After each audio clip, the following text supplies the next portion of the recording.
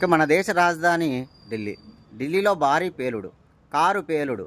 ఇది రాజధానిలో ఉన్నటువంటి అత్యంత రద్దీ గల ప్రదేశమైన ఎర్రకోట లాల్ కిలా గేట్ 1 దగ్గర ఈ ఘటన చోటు చేసుకుందన్నమాట. ఈ ఘటనలో 10 మంది అగ్నికి ఆహుతి కావడం జరిగింది. 30 మందికి పైగా తీవ్ర గాయాలయ్యాయి. మృతుల సంఖ్య మరింత పెరిగే అవకాశం ఉందన్నమాట.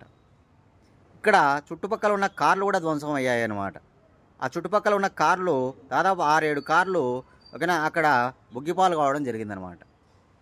కాకపోతే ఈ కారులో జరిగినటువంటి గ్యాస్ వల్ల ఈ ప్రమాదం జరిగిందా లేదా ఇది ఉగ్రవాదుల కుట్రనా అని తెలియాల్సి ఉందన్నమాట.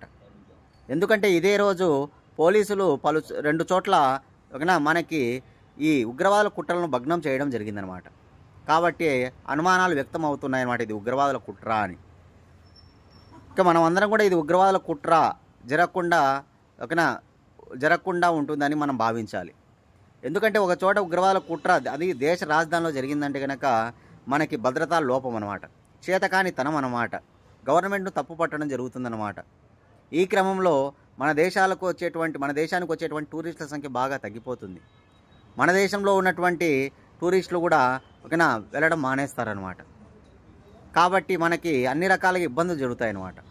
కాబట్టి ఇది అక్కడ కారులో గ్యాస్ వల్లనే జరిగితే ఇబ్బంది లేదు, కానీ